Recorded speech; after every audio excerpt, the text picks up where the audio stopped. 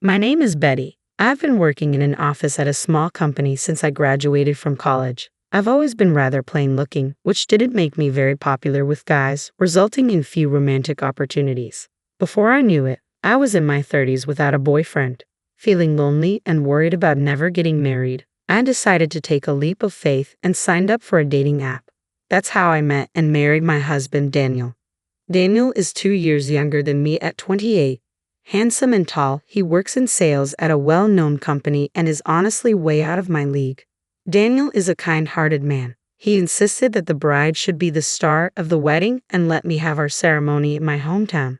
Since my hometown is in the countryside, most of Daniel's friends couldn't attend, so he invited only a few close ones. Daniel told me, if Betty's happy, that's good enough for me, and encouraged me to invite a lot of my friends to the celebration. Little did I know who Daniel really was, but I felt blessed being surrounded by many friends at our wedding. That's when the shocking event happened. One day, I came home from work to find Daniel playing video games. I assumed he got off work early and started preparing dinner. As I nearly sliced my finger, he dropped a bombshell. He had quit his job. "You quit without discussing it with me?" I asked, astonished. "There's nothing to discuss for adults. I can make my own career decisions," he replied nonchalantly. "Sure, adults can make their own decisions, but aren't you supposed to consult your spouse before making such a significant life change?" Shocked by the sudden news, I felt we needed a serious talk. Without taking his eyes off the game, Daniel answered my questions. "Why did you quit your job? Did something bad happen?" I asked. "My boss was incompetent. I think there's a better place for me out there," he said. "A better place? Like where?" I pressed. "I'll figure that out." "Man, you're so annoying. Marrying an older woman is like being with my mom," he retorted. This wasn't the first time Daniel had mentioned my age. Each time, I would counter, "Then why did you marry me?" He would casually reply, "Because a complicated woman like Betty needs a stable guy like me," which would always spark an argument. This time, I chose not to retort.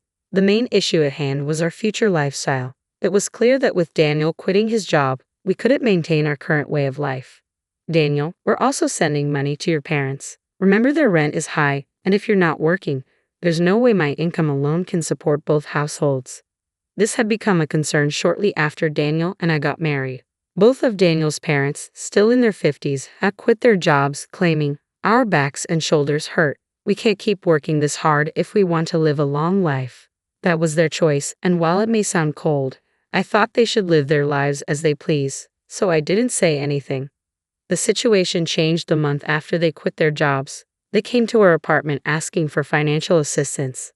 "Oh, we don't have much in savings. If your parents are struggling, it'll be a problem for you too, Daniel," I said. So, we were convinced, and Daniel decided we would help with their rent and living expenses. They lived in a high-security, 4-bedroom apartment close to the station, and the rent was through the roof. After they left, cheerful about the financial help, I asked Daniel, "What about our own living expenses?" "Betty can cover our costs. I'm going to give my salary to Mom and Dad," he said. I wasn't happy. The thought of divorce crossed my mind. "You should consider yourself lucky, a woman over 30 marrying a younger handsome guy like me. You're already winning." That's what he always said, making me feel worthless, so I couldn't muster the courage to leave him. If Daniel quit his job, sending money to his parents would be difficult. When I asked about this, he was too engrossed in his video game to pay any attention. "Hey, what about the money for David and Catherine?" Chopping carrots vigorously, I questioned him. Daniel clicked his tongue. "Obviously, Betty will cover that. We're a couple. We're supposed to support each other. Until I find a suitable job, Betty will hold the fort." He went back to his game. I don't make a lot of money, and I was anxious about what the future held. But there was nothing I could do. Life slowly changed. We started draining our savings to help his parents. Daniel, although jobless, did nothing around the house. When I complained, he would say, "I should have never married an older woman. You're all so natty. You don't appreciate having a husband like me." As for his parents, they started complaining about the insufficient amount we were sending. "So, Betty, you're this age and not making much money? Have you been slacking off?" "Well, since Daniel used to be the one supporting you, it's high time you step up," they admonished me. I started doing some freelance illustrator work after my regular job just to bring in more money. Daniel, meanwhile, showed zero interest in looking for a job he considered suitable for himself. My love for Daniel, who spends his days playing video games at home or asking me for money to go to the casino, was running thin. When should we get a divorce? I wondered, thinking about when to divorce, yet what if the rest of my life is just me, all alone, kept me from taking the plunge. Then one day, after work, I was greeted by a stranger while I was in the supermarket. Who are you? You don't remember me, do you? We met at the wedding. I was friends with Daniel. I'm John. Taking a closer look at John's cheerful face, I couldn't help but exclaim, "Oh, John, you were one of the few friends Daniel invited to our wedding." Apparently just off work like me, John, in his suit, was filling his shopping cart with plenty of groceries. "I'm sorry I didn't recognize you. My husband has spoken highly of you." "Well, the thing is, I've actually cut ties with Daniel. I saw you and wondered if you're doing okay, so I thought I'd say hi."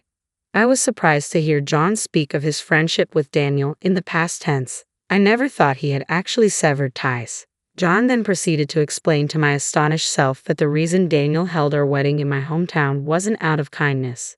The truth was, Daniel had very few friends. Apparently, Daniel spent most of his student life on slot machines and had a habit of borrowing money without paying it back. John was one of Daniel's college friends, and he was no exception. He had lent Daniel money but never got repaid. The reason he continued the friendship was because they worked at the same company and John didn't want to rock the boat. Once Daniel quit his job, he immediately reached out to John for more money. That was the last straw for John. He cut off all contact. Do you know why Daniel was forced to quit his job? Forced to quit? I heard he left because he didn't get along with his boss. That's not it. Daniel was fired because they found out he was going to casinos when he was supposed to be on sales calls. I was shocked. This man, Daniel, had been lying to me since the beginning of our marriage. I felt as if the spell that made me believe women over 30 are worthless had finally broken. The feeling of I can't forgive him washed over me like a wave. I thanked John in a trembling voice for telling me the truth and said goodbye. A few days later, I spoke up to Daniel. "Daniel, I quit my job." Daniel, finally pausing his video game, looked utterly shocked. I put my mobile phone on the table, its screen displaying my banking app. "I have pretty much run out of savings since I have been sending money to David and Catherine. We have been bleeding cash. You have also been taking money from me for casinos and games. We're out of money." Daniel let out a voice of despair, saying, "What? What the heck is this?" Given that our savings had dwindled down to almost nothing, his despair was understandable. "What are we going to do now? How are we supposed to live if you quit your job when we're already low on money?" "That's not my problem. Speaking of which, I have loans I need to pay back. Could you maybe find a job quickly, Daniel? I want to take some time off and relax at home. Isn't it normal for spouses to support each other? It's hard for me to work now that I'm over 30, so now it's Daniel's turn to support me." Daniel, in disbelief, immediately called his parents. As soon as I told his parents about our situation, they showed up at our house. They began to berate us for not having money, searching the house suspecting we must have hidden it somewhere, but there was no money to be found. "What was this large withdrawal?" they questioned. "That money was used to pay back debts," I answered accurately. That money was used to pay back a loan Daniel had taken from a friend. My own savings weren't enough, so I had to take out another loan to repay Daniel's friend. "Who did you pay back, and why would you even bother paying back a loan now of all times?" "I only paid it back because I heard from John that Daniel had a lot of debt. I think it was the right thing to do." Daniel was the first to start yelling, "Let's divorce." As I calmly explained myself, even my parents-in-law agreed with Daniel. They forced me into their car and took me to the courthouse where I had to file for divorce on the spot.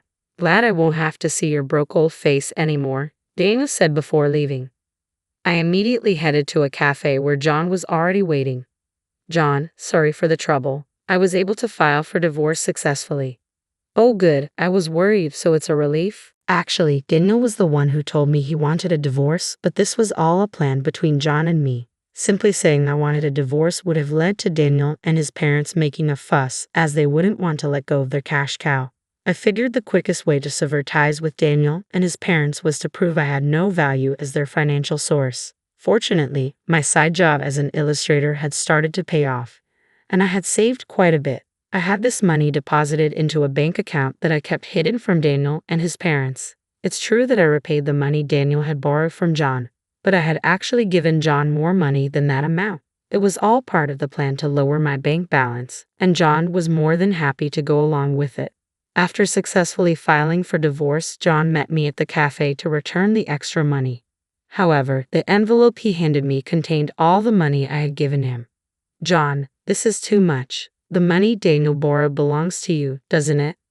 "No, I only lent money to Daniel, not to you.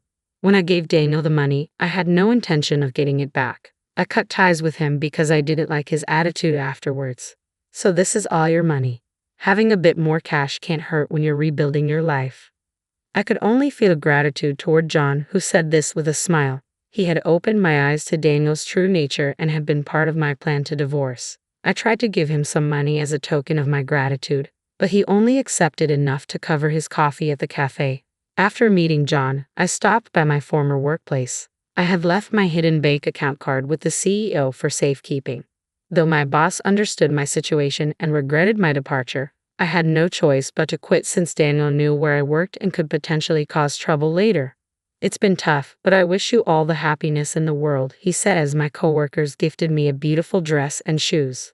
Thrown out of my home in just a t-shirt, jeans, and sandals, they had gone shopping for me at a nearby store. "It's a gift. I hope you find happiness moving forward." Leaving my wonderful colleagues was hard, but I felt blessed to have worked in such a supportive environment. I decided to go back to my parents' house. When I was dragged to court from the home I had shared with Daniel, I had packed my work supplies and valuables in a bag so I could immediately start working as a freelance illustrator. Thankfully, my freelance work kept me financially stable. Daniel and his family, on the other hand, weren't so lucky. They couldn't pay the rent for the house they lived in and were evicted. They moved into the house Daniel and I used to share, but they lost that one too when they couldn't pay the rent. Daniel desperately started looking for a new job, but his gap in employment and homelessness made it difficult for him to find one. Currently, it seems they're living in a makeshift shack by a river near their old house. I know this because Daniel reached out to me once. When I answered the call from a public phone, Daniel was crying and told me how sorry he was. "I have realized I can't live without you, Betty. Can we please start over? You regretted marrying an older woman, didn't you? I'm done being your cash cow. Goodbye." After that call, I never answered another from a public phone. The parents' house is quite a distance away from where Daniel is located in the countryside. Daniel, who doesn't have much money, probably can't afford to make the trip all the way here. The lesson I've learned from my failed marriage is that there's no rush to get married, whether you're 30 or 50. Living the way you want to is what truly matters. For making me realize that, I guess I owe Daniel a tiny bit of thanks.